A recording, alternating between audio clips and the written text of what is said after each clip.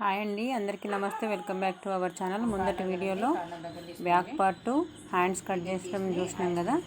ఇది front part ఎలా cut చేయాలో చూడండి ఫ్రెండ్స్. వేస్తున్నాను అదే విధంగా వేసేసుకొని ఒక 2 ఇంచుల వరకు ఇట్లా ఫోల్డ్ చేయాలి. ఫోల్డ్ చేసి మార్క్ చేసేసుకోండి. ఇట్లా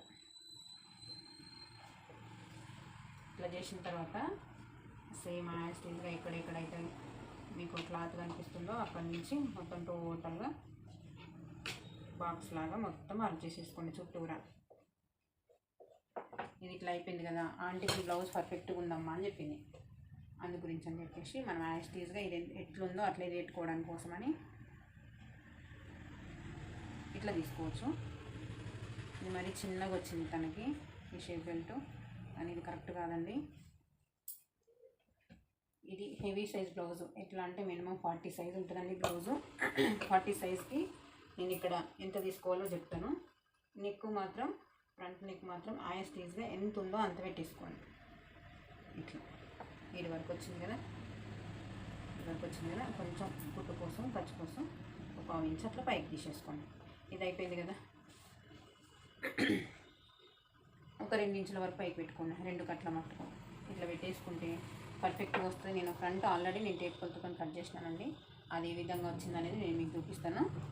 ఇది సేమ్ ఎట్లా అయితే మనం మార్క్ చేసుకున్నామో అదేవిధంగా ఫ్రంట్ నెక్ కోసం కిందికి మార్క్ పడడం కోసం దీన్ని పెడుతున్నాను. చూసారా, ఇక్కడ మార్కింగ్ అయితే వచ్చింది. దీన్ని రౌండ్గా తీసేసుకోవాలి. ఇది ఈ రౌండ్ అనేది మామూలుగా వస్తుందండి. ఇంకొంచెం మనం ఇట్లా 1/2 ఇంచ్ ఎక్స్ట్రా తీసుకున్నాం అనుకోండి, ఇట్లా ఇంకొంచెం రౌండ్ వస్తుంది. పర్ఫెక్ట్గా ఉంటుంది బ్లౌజ్. ఫ్రంట్ నెక్ కరెక్ట్గా వస్తలేదు, రౌండ్ షేప్ వస్తలేదు అని అంటారు కదా. ఇది ఒక 1/2 ఇంచ్ మట్టుకి మనం విధంగా మార్క్ చేసేసుకుంటే సరిపోతుంది. ఇది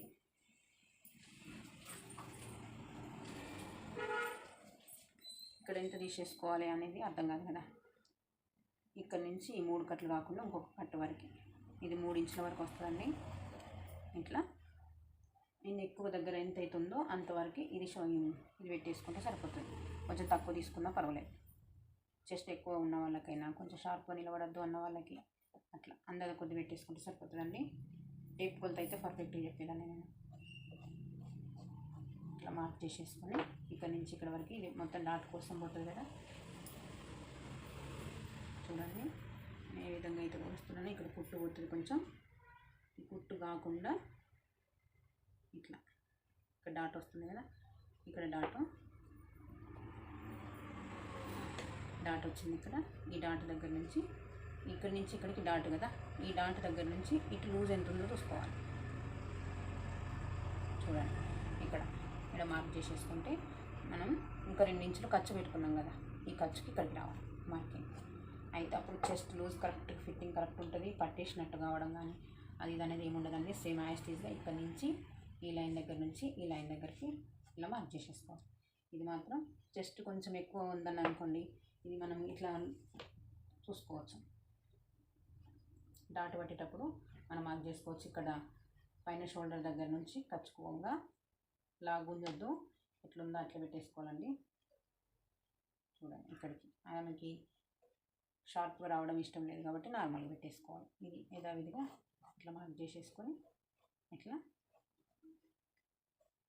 రౌండ్గా గీసేసుకోండి. కొంచెం ఇక్కడ డౌన్ వచ్చింది కానీ కొంచెం అప్పులకి పైకి కొంచెం ఒక పావు కుట్టు మందం ఇట్లా తీసేసుకొని దీన్ని కట్ చేసేసుకోవాలండి. అంటే నేను ఆల్రెడీ కట్ చేసి చూపించాను. ఫ్రంట్ నెక్ ఫ్రంట్ ఇది దీనిపైన వేసి చూపిస్తాను మీకు.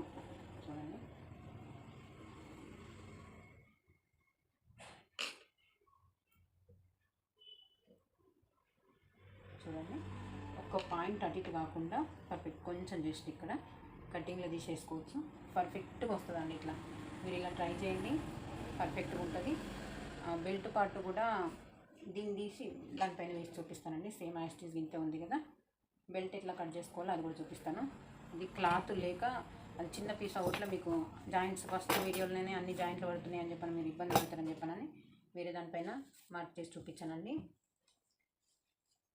ఇక్కడ బ్యాక్ పార్ట్ కట్ చేసుకున్నప్పుడు సైడ్ పీస్ ఉంటుంది కదా, ఈ పీస్ దగ్గర మనం బ్యాక్ నెక్ బెల్ట్ పార్ట్ ఎట్లా కట్ చేసుకోవాలో చూపిస్తాను.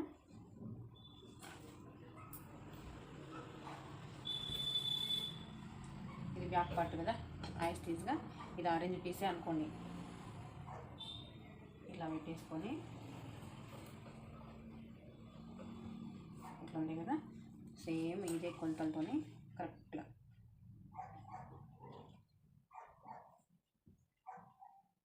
ఇంచులు వచ్చింది. ఇక్కడ కూడా 2 ఇంచులు.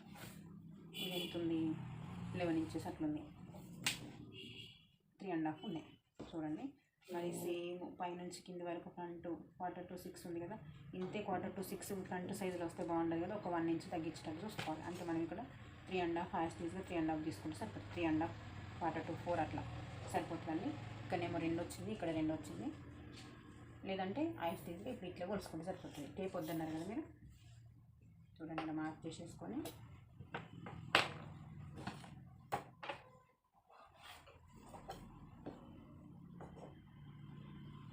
ఇలా గీత గీసేసుకోవాలి. గీత గీసేసుకున్న తర్వాత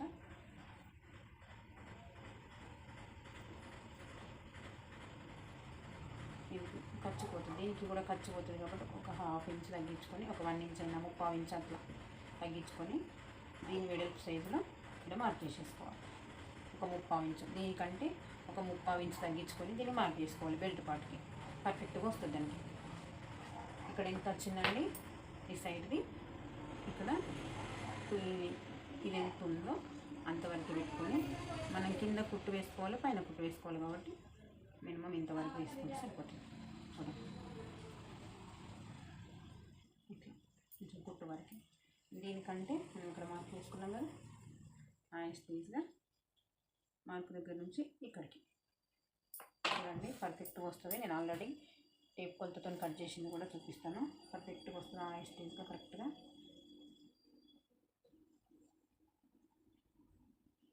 కొంచెం అటు ఇటుగా కొద్దిగా ఒక 1 పాయింట్ అట్లా పర్ఫెక్ట్గా ఉంటుంది. ఇట్లా కట్ చేసుకొని చూడండి.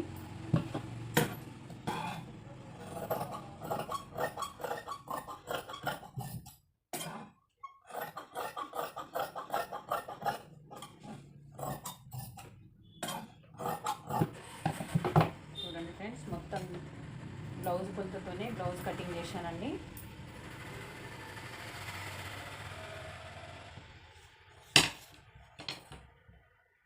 ఇదేమో హ్యాండ్స్కి ఇక్కడ జాయింట్స్ పడతాయి, ఇదేమో బెల్ట్ పార్ట్. ఓకే అండి, ఇది స్టిచ్చింగ్ వీడియో కూడా మీకు త్వరలో పెడతానండి. టైం వీలైతే లేదు, షాప్లో వర్క్ ఎక్కువ ఉండి. ఇది మీకోసమే స్పెషల్గా అడుగుతున్నారు కదా అని చెప్పి నేను ఈరోజు వీలు చేసుకొని కటింగ్ చూపిస్తున్నాను ఫ్రెండ్స్. ఓకే అండి, థ్యాంక్ యూ. మీకు కనుక నచ్చినట్టయితే వీడియో షేర్ చేయండి, లైక్ చేయండి, సబ్స్క్రైబ్ చేసుకోండి ఫ్రెండ్స్. ఓకే అండి, థ్యాంక్ యూ.